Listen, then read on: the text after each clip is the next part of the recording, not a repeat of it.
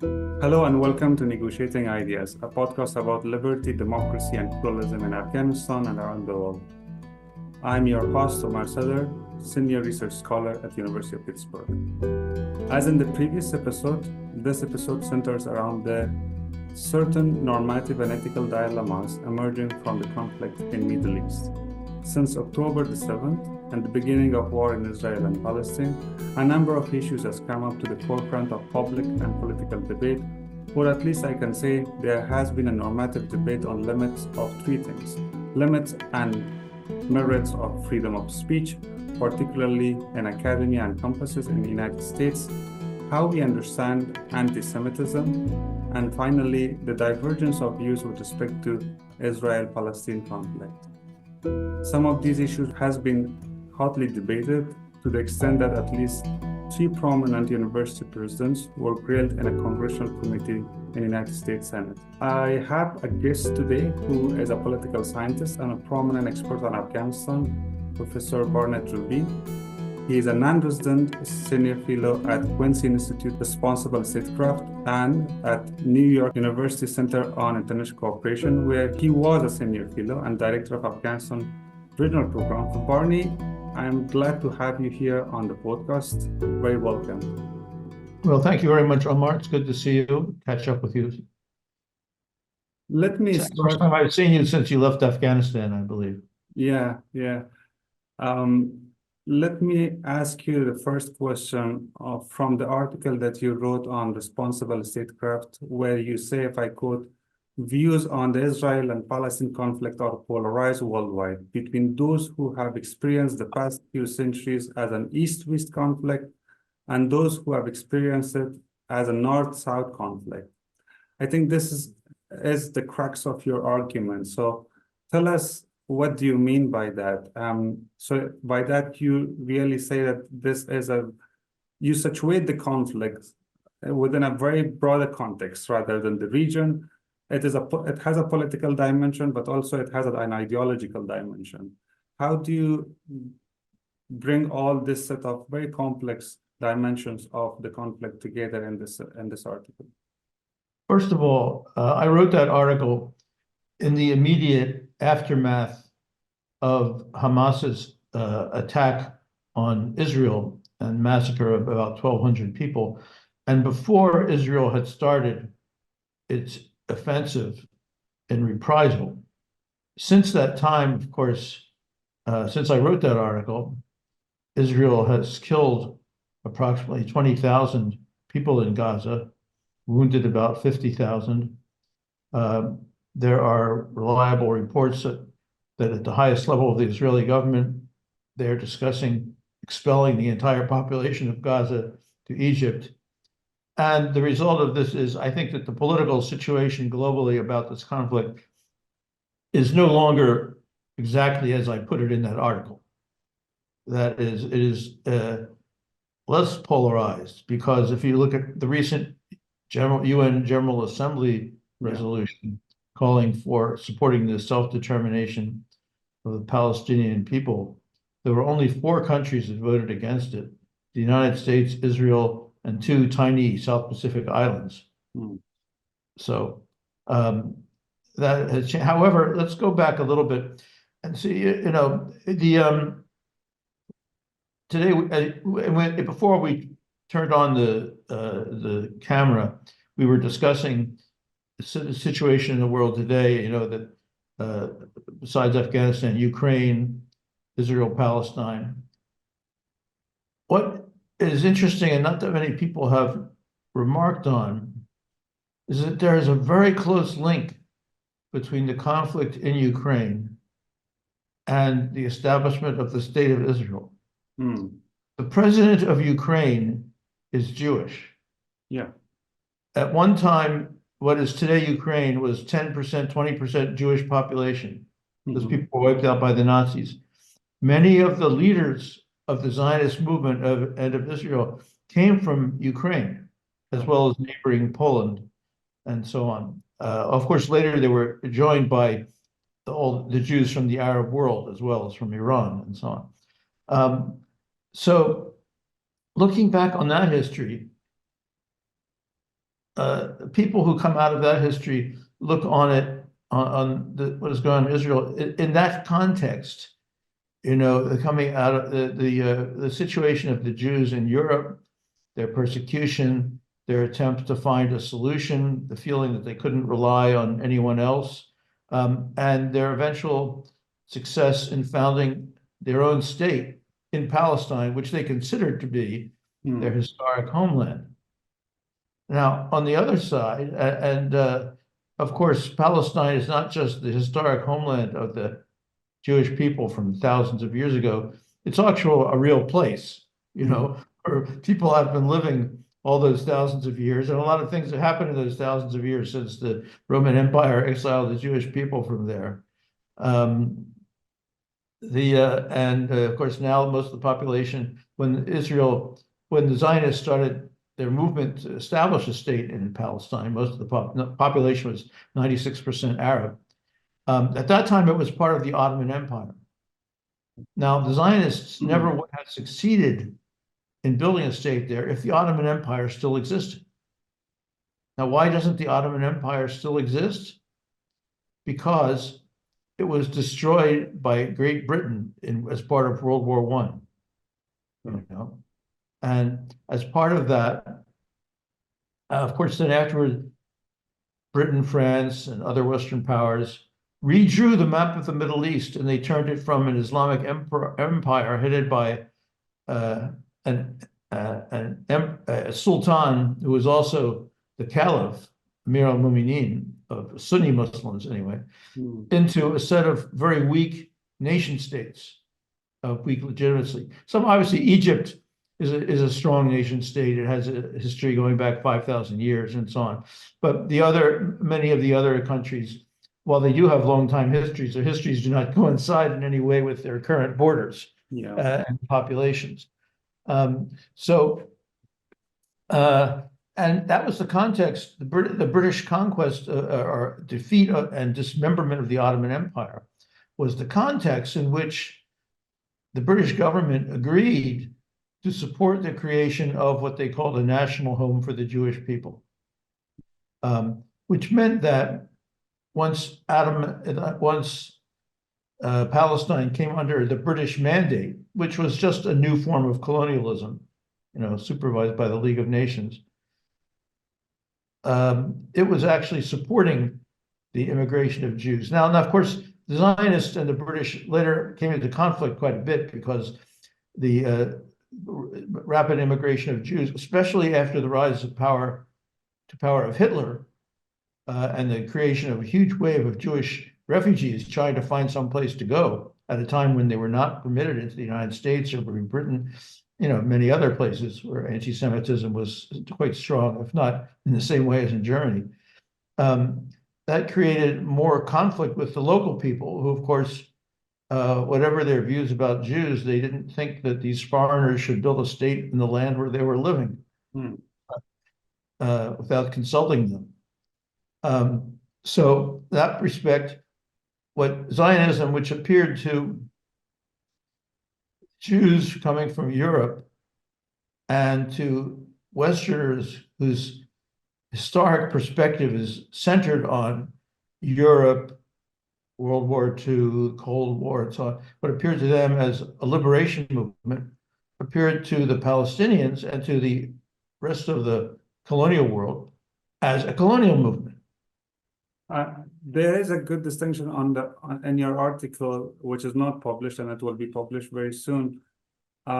You distinguish between original foundation of Zionism, what you have touched upon now as a liberation movement, and what came later on, and it was aligned with British colonialism. And for that, you discuss, for example, the publication of Der neue Weg, the new path, which happened at the early 20th century, after 1903, 1905 pogroms, which happens in Russia. So the hatred against Jews was quite high across Europe, but and particularly Russian Empire at that point of time, Jews finally, particularly the new generation, realized that they have to come together and found some sort of liberation movement. And there was a political emancipation, kind of political inspiration for this. So walk us through this journey where Zionism was founded as a liberation movement, or an idealization of an independent state for Jewish people, which finally they should realize their self-determination. And then throughout the post-Second World War, it gradually transformed into something different. Well, the trouble is, you see, the Jews living in this part of Eastern Europe, that was about half of the Jews in the world at that time were actually living in Tsarist Russia. Yeah. Which was much bigger than today's Russia. Yeah. They did constitute a kind of a nation. You know, they had their own language and culture. They didn't speak the languages of the surrounding people, or they did, but to do commerce with them wasn't their language. They had their own separate religion. But of course, to have a state, they had no control over their security, right? So as political movements grew in the 19th century, some Jews thought democracy in which would grant Jews equality, which they never had, well, no one had had equality before, actually, would be the answer. Others thought, no, we need to be part of revolutionary movements. Remember, Karl Marx was Jewish, or of Jewish origin. And many of the leaders of the Russian Revolution were actually of Jewish origin, like Trotsky. But increasingly, it looked like they could, you know, by the 1930s, it was becoming the prediction that Zionism had made that there was no room for the Jews anywhere in Europe with other people. Looked like it was coming true. With the Holocaust and with the United States closing its doors to immigrants. In addition to which, even going further back, even at the time that you mentioned, at the early origins of Zionism, on the one hand, there was a popular movement of Zionism, self-defense, you know, like the people who fought against the Nazis in the Warsaw Ghetto, many of them belonged to Zionist youth groups, but they weren't fighting against Palestinians in Palestine. They were fighting against the Nazis who were occupying Poland. And because Zionism taught self-defense. So, but to actually exercise that in a sovereign way, they needed a territory. And who controlled territories at the late 19th century, early 20th century? The colonial powers. So the leader of the Zionist movement, he tried to negotiate with the Sultan, the Ottoman Sultan. And so he tried to persuade him to allow the Jews to establish a state. But of course, the Ottoman Sultan, like any other ruler. But there were also alternative plans, Uganda or Egypt Sinai or Argentine. Yes, because the Ottoman Empire was a big obstacle, so they explored all these others, but none of them worked out for more or less the same reasons. You know, there are people living everywhere. So the logic of Jewish self-determination met the logic of needing to have a territory. And there was this very strong Jewish religious historic attachment to this territory of Palestine, which they knew nothing about Palestine as it actually was. Their idea was about, you know, the Palestine they remembered from the Bible and history 2,000 years ago, which is not the Palestine that existed at this time, after all these centuries of Islam and colonialism and so on. So the leaders of Zionism started negotiating with the great powers, and they could see also although they were oppressed in Europe, they were still Europeans, and they had certain European ideas, which was, you know, that there are civilized nations and there are backward nations, and they thought that the Jews deserved to attain their rightful status as one of the civilized nations of the world, you know, one of the developed nations, and therefore, they started negotiating with the colonial powers, especially with Britain, the major one, over finding a territory. And eventually, the logic of needing to have a territory overcame the logic of self-determination and self-liberation, which was the original motivation for the movement in Europe, because in that territory there were people already living who had their own aspirations. That was exactly the same time. The Zionism started at exactly the same time as Arab nationalism, Right. Under the Ottoman Empire. And on Arab nationalism, of course, Arab nationalism was largely invented by Christians who could not identify with the Islamic movements, but the combination of Arab nationalism and Islamic movements is still, still is powerful and still controversial and very complex.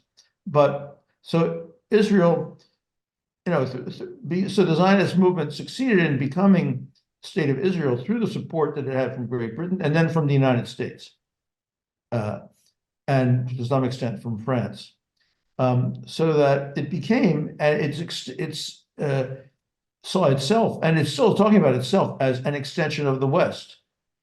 You may have noted that President Netanyahu, as well as Defense Minister Gallant, have both tried to characterize the war in Gaza as a war between Western civilization and barbarism, or something like that, which not many people have actually accepted that characterization.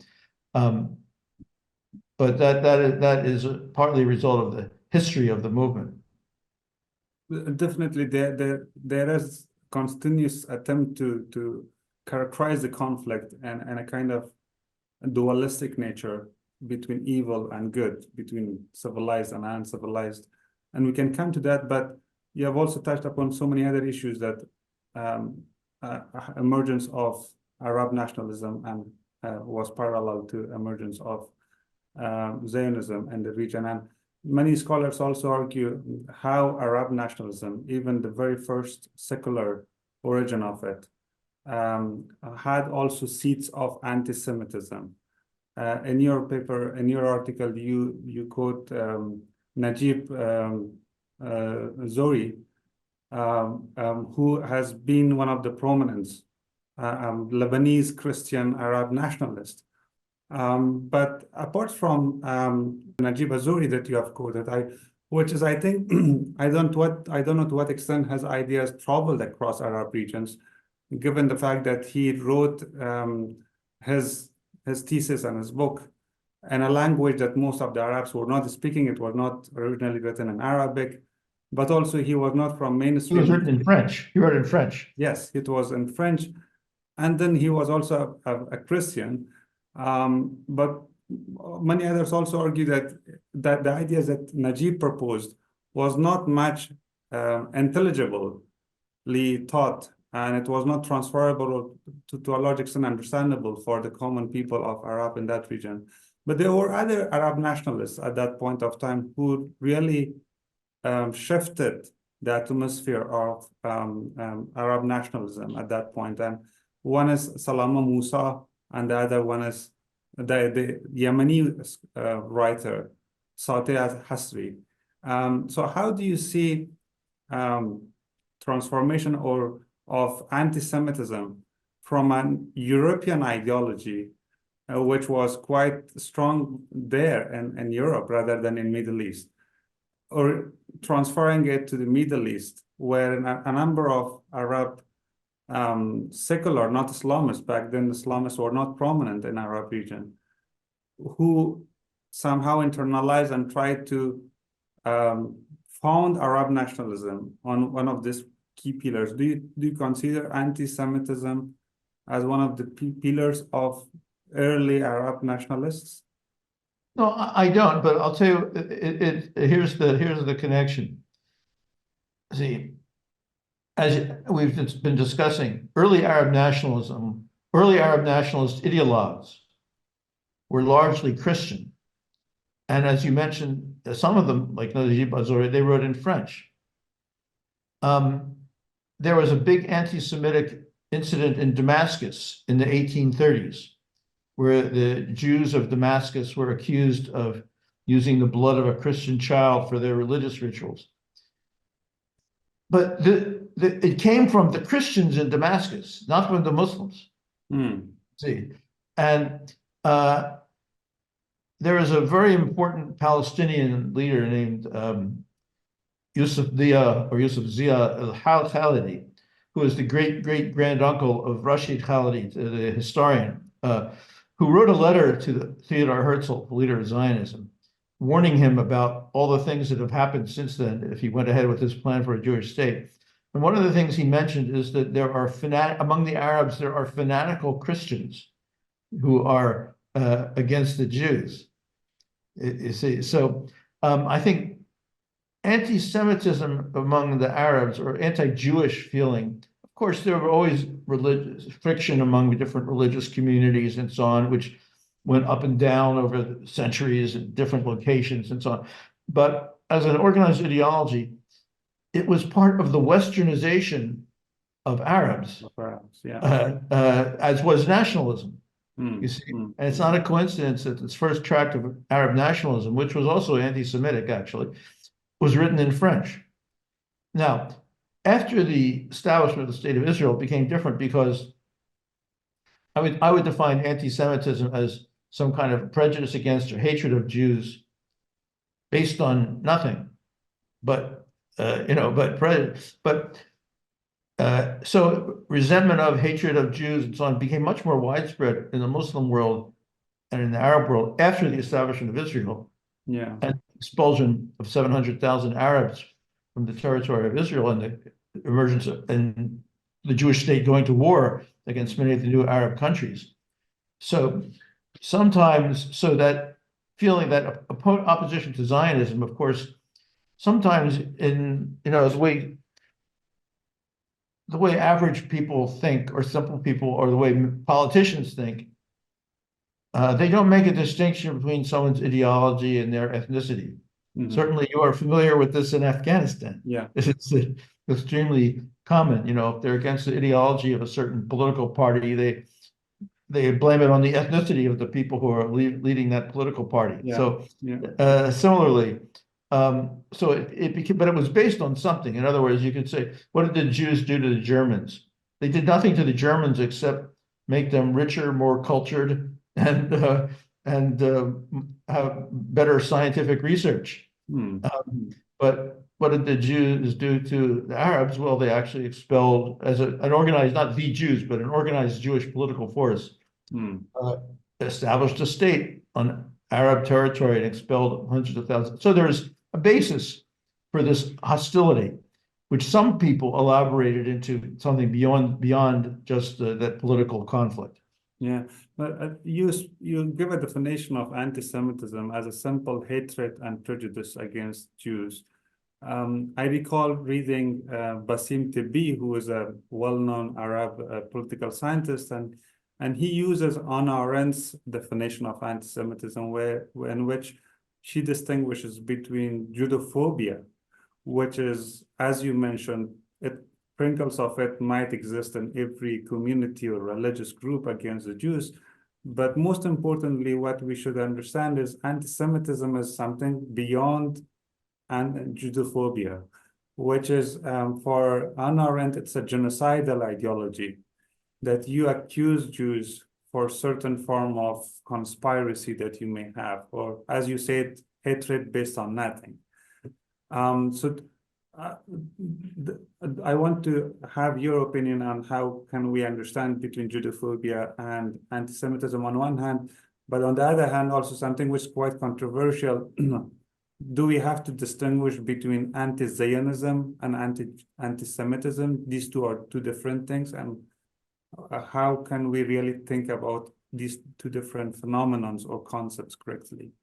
Well, you're quite right. I mean, the thing is, there have been Jews were subject to various discrimination in all, especially in Christian lands, also to a lesser extent in Muslim countries, for hundreds, thousands of years, and mostly that was, of course, the real basis for it was economic competition or struggle for power or something, but it was legitimized with reference to religion, which meant that basically a Jew who converted to Christianity or Islam was not subject to it anymore. Now, sometimes they still were, but not in the, like if Jews were expelled from a country, if they converted, they could stay there.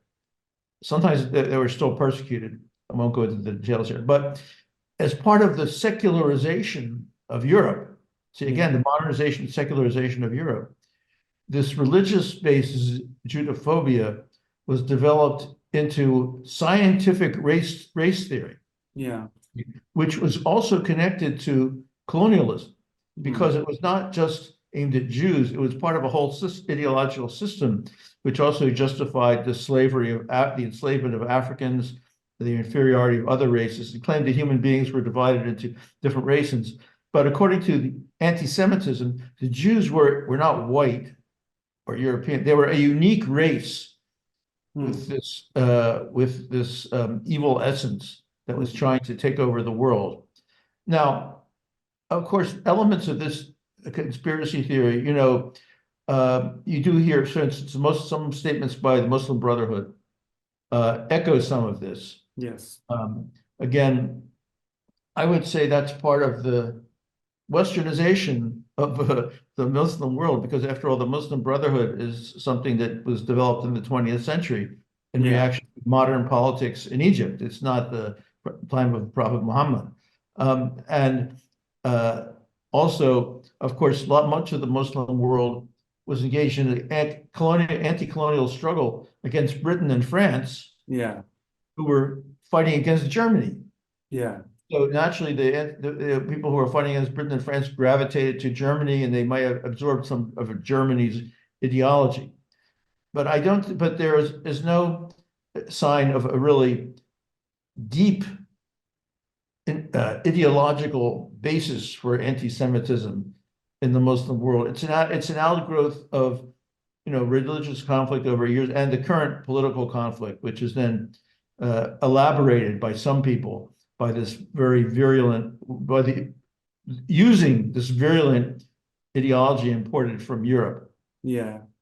That's exactly true. I think I echo what you say. And Muslim Brotherhood, though it was founded in 1928, but later on it's Said Qutb, the main ideologue, who writes a book, Our Struggle with the Jews, in which he argues that Muslims should pay tribute to those youths who joined the war against the Jews, and there's a continuous war and the conflict is endless.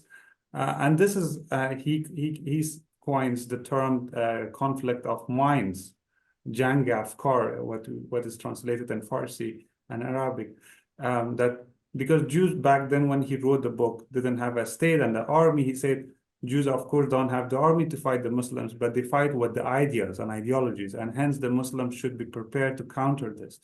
And there are many other episodes that you read, even followers of Said Qutb, or even the very prominent recent Muslim scholar Al-Qarzawi, who spoke about the issue of Palestine and Israel. For Al-Qarzawi, he argued that there's no dialogue between Muslims and Jews. The dialogue is dialogues of battle and swords. I'm paraphrasing his terms. So I think that anti-Semitism within Islamist ideology is substantially different from that of secular Muslims' anti-Semitism. Of course, I think one of the ideas that even the author that earlier I quoted, Basim Tibi, says that the secular Arab anti-Semitism was not so much genocidal to the extent that Islamist anti-Semitism is fundamentally genocidal, and he argues it's one of the key pillars of Islamism, particularly the Ikhwan, the Muslim Brotherhood, starting from Bana and then continuing to Said Qutb. So I think that should be distinguished. But now I want to also bring you to somewhere else. We discussed anti-Semitism in Christian Arabs and Islamist Arabs. Another part of the world that you're expert of, Afghanistan. And time and again, I listen to people when they talk about Taliban, something which is not at all related to Israel and Palestine conflict at this moment, but at both sides of the party, those who are pro and anti, I hear certain form of assertions, which one can say it's anti-Semitic. For example, it's argued that the Taliban is of course a kind of colonial project, quote unquote, or it's conspiracy theory behind it, where the Jews are there to support the Taliban, or Israel is there with support the Taliban, or other way around. When Ahmad Massoud traveled to Moscow, a kind of fake news leaked where it was stated You mean that Ahmed Massoud, the young Ahmed the young Massoud, Ahmad Shah Massoud, Massoud. Yeah. a fake news was released that he received support from Israel, and then the entire Taliban propaganda was really anti-Semitic, which he said that this guy is an Israeli agent, and his father was the same way. And then the entire community that he belonged to was also pronounced the same. So how do you see, given your long experience with Afghanistan, how do you see that kind of sentiments in Afghanistan, and how do you encounter, whether you encountered or not, with such kind of feelings and thoughts? Well, I personally encountered it, but only in a very mild forms. And usually, if I had offended someone, then it might become an issue. And then if I reconciled with them, it was no longer an issue. But of course, first of all, there was a Jewish community in Afghanistan for a very long time, since maybe 500 BC or something. Of course, before it was Afghanistan, there was a Jewish community in Khorasan, which was part of the Silk Road. Bukhara, Herat, Kabul, Balkh, Memona, they all had, even Ghazni, there were Jewish communities. And in addition, there are some Pashtun genealogies that claim that the Pashtuns are descended, they don't say from Jews, but from Bani Israel, which is the word in Arabic. It's the same in Hebrew. It's Bnei Israel, which is the term used in the Bible for the people who followed Moses, members of the tribe of Israel. And the reason for this, according to this, the descendants of King Saul, who known as Kish, were exiled and went to Hor province. Went to Hor province, and there is a very old Jewish cemetery in Hor. And that at the time they heard of the arrival of Prophet Muhammad, they sent an emissary to Prophet Muhammad, and they accepted Islam directly from him. Now, what I interpret this as meaning, I don't believe, there's absolutely no evidence that this actually happened. But what it means is they're claiming that Pashtuns accepted Islam directly from the Prophet, not because they were conquered by Arabs, you see. So it has an important ideological element to it. So there's that kind of philo-Semitism. People have told me that Zahir Shah, for instance, used to say that Jews are our people, and he allowed them to open a synagogue in Kabul and so on and so forth. But at the same time, Afghans were also very sympathetic to the Germans for the same reason that many others were, because Afghanistan's history was a struggle against Britain and Russia. Yeah. And Germany was fighting against both Britain and Russia.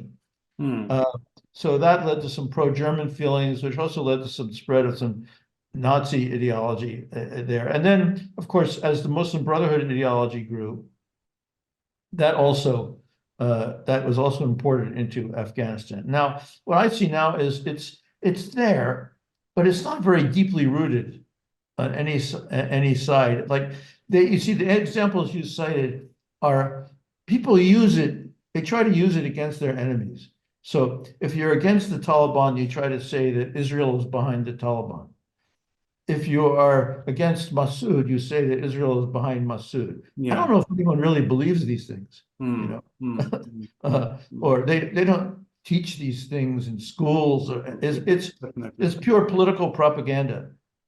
That's right. I think that is exactly because of the long peaceful coexistence and medieval and ancient cities of the region, including the ones that you mentioned, Herat, Bukhara, Samarkand, where Jews were part of the community. And I recall reading one of the in 1950s, a scholar called Eric Brower, has written an article on the Jews of Afghanistan, an anthropological account, in which he writes, if I quote for you, that not only do Afghan Jews speak a dialect of Persian, but their communities are located in the northwestern region of the kingdom among Tajiks.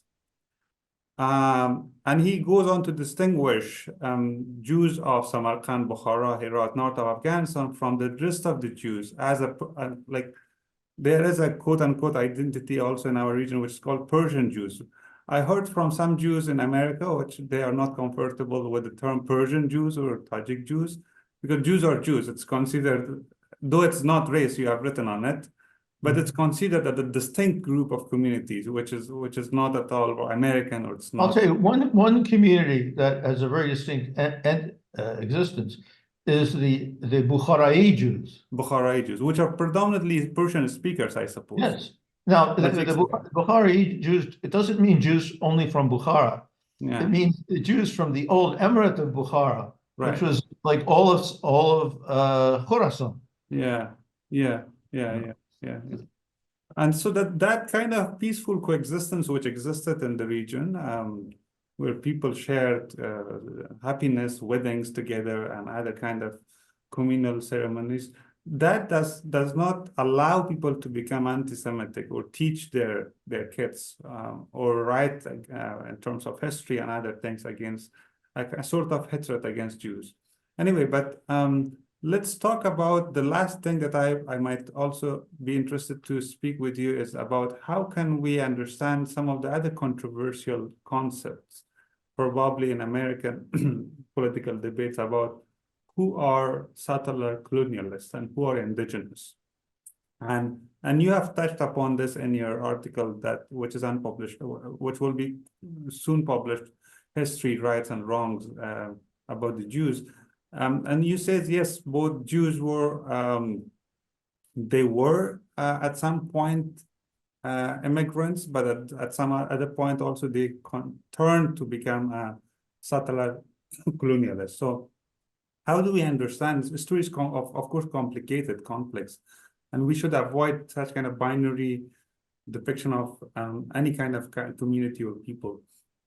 But how shall we navigate this complex history that Jews were also indigenous to the land and in Palestine, but at some point they were expelled 2 times in their history, and then they returned back. And the way that the Arabs since 1930s and the Peel Commission, which proposed the very first partition and later on United Nations, so that controversy over land remains. So how do we understand these two concepts that you rightly unpack them, and being indigenous or colonialist settler? I think to understand the way these concepts work, you have to go back to the ideology of nationalism, ethno-nationalism, the way it arose in Europe, which posited some kind of organic link between a nation, a cultural unit, and a territory. It's what is sometimes called blood and soil nationalism. So that a territory belongs to some collective cultural unit. Now, this is not factually true, and it's like if you see, it's like ethnic groups that try to show what their real territories are. They go back in history and find the point of history where their ethnic group controlled the largest amount of territory. So Greater Punjab. Okay, Greater Punjab is bigger than Pakistan. It includes most of North India, Afghanistan, maybe Bukhara too, and so on and so forth. Yeah. And Greater Germany was like that. So all these greater ethnic projects are incompatible with each other. So they're formulas for hatred and war, and they're based on a kind of mythical idea of indigenousness, like that ethnic groups are homogeneous. Now, if we go to Palestine, of course, the population of Palestine is not. It's not a family or a tribe. It's a group of people who have migrated from different places adopted different religions over many, many thousands of years. And to say that, and to take one identity which happens to exist now and project it back in time to saying that's the eternal real identity of this land, it's a political project. It's not a fact. You see. So for Jews, this land has a very important religious significance because their exile from it twice, according to their religious history, was a punishment from God. And in the end of days, the Messiah, the son of David, will come and they will return to the land. And what Zionism did in a way was act that out in a secular way. You know, it was a secular way of bringing the Messiah. So that's their historical memory. But the fact that they have that historical memory doesn't give them a right to take away any land from the people who are actually living there. Right. But on the other hand, as the opponents of Zionism say, no, this is all a fiction. The Jews have no attachment to Palestine. This is just made up by the colonialists, which isn't true. The Jews did have an attachment to Palestine, but that doesn't give them any rights to take the land away from other people who are living there. You see, there are the relationship of identities to territory is fluid, changes over time. There are overlapping claims, you know, like you're from Herat. So is Herat part of Afghanistan? Is Herat part of Iran? Is Herat part of Khorasan? And the answer is at different times, Herat was part of all of those things, you know, and all of those things go into the making of the identity of today's people of Herat. And to try to just say it's one or the other, you know, would not be true to history. Sure. So with that said, can we imagine any peaceful resolution in Israel and Palestine, given the current context that the war in Gaza and the military operation of Israel there doesn't seem to be a plan in current Israeli cabinet to leave Gaza militarily and transfer the political administration to a neutral administration, probably to the West Bank Palestinian Authority or any other kind of agreement which should emerge eventually between some of the prominent Arab countries. But Biden administration is trying to push that one. But but finally, the dispute over land, which is also entangled with history and ideology and identity. And there's a material part of it, that there's a value and identity part of it. It's quite complex. So at this context that we are there, some prominent scholars may argue that there should be an opportunity to finally come to an end of this conflict and lay a kind of political roadmap. What do you think? Do we have an opportunity to finally draw a solution for it or not? I don't think we have the luxury of doing analysis about whether we have an opportunity to do it or not. We have to try to do it. Whether we have the opportunity to do it or not, we have to try to do it because the current situation is completely intolerable. Of course, objectively, if you wanted to ask me what is more likely to happen, what is most likely to happen is more horrible things. But I think that it is our responsibility. I'll just say me, I feel there's not much I could do, but I feel it's my responsibility in whatever small ways I can to try to work against that. And I know there are a lot of other people that think that, but the dynamic of the current situation is toward violence and hatred, of course. And the current Israeli government, which is a very right-wing, practically fascist, racist government, their idea of peace is complete domination. Yeah. They don't even call it peace, it is complete domination, which of course will never work because those who are dominated will rise up unless you completely exterminate them. But, the most successful extermination project so far in history was I guess it was, it's hard to say what that is. It was the exterminate, maybe it was, I was going to say the Nazis against the Jews, but maybe the American settlers against the Native Americans was more was even more effective. And I'm sure there are many other such genocides that we maybe don't even know about. But at any rate, people should not confuse trying to accomplish something with optimism. But we have no choice, in my opinion, but to try to accomplish something. And there, in a way, if the basic principle is somehow or other, all the people that live in that land should have equal rights, as close as you can get to it. Nobody has, no country does everyone have absolutely equal rights. Not in Afghanistan, not in the United States, just to pick, your country and mine. But they should at least have some ability to participate in politics and so on. So there are basically two models for how to do that. One is two states, one for each people, and the other is one state in which everybody has equal rights. Which one is feasible? Do you think even some scholars may say now at this moment, even two-state solution may not look feasible, given that both of them look like completely impossible, I would say. But I would say that the two-state solution is maybe slightly less impossible because it has some international support. And it's hard to imagine two states, Israel and Palestine, living in peace with each other, Israel with an Arab minority, Palestine with a Jewish minority. But it's even harder to imagine a state that is 50% Israeli Jews and 50% Muslim and Christian Palestinians. They wouldn't even be able to agree on what to call their country or what to teach in any of the schools. So it's an ideal that is attractive, but it's harder to imagine how it would work. But of course, in the current situation,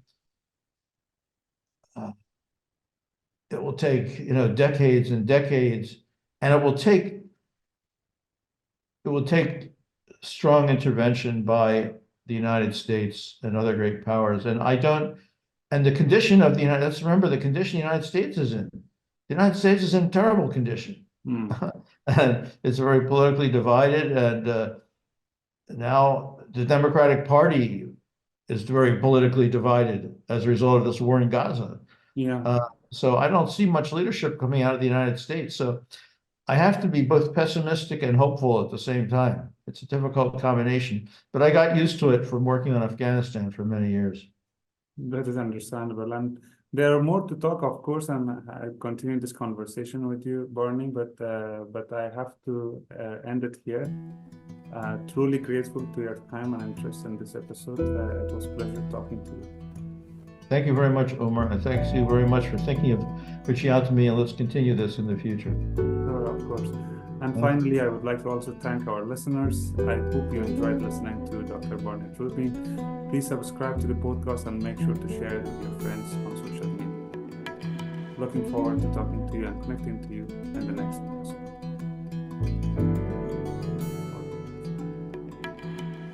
Okay.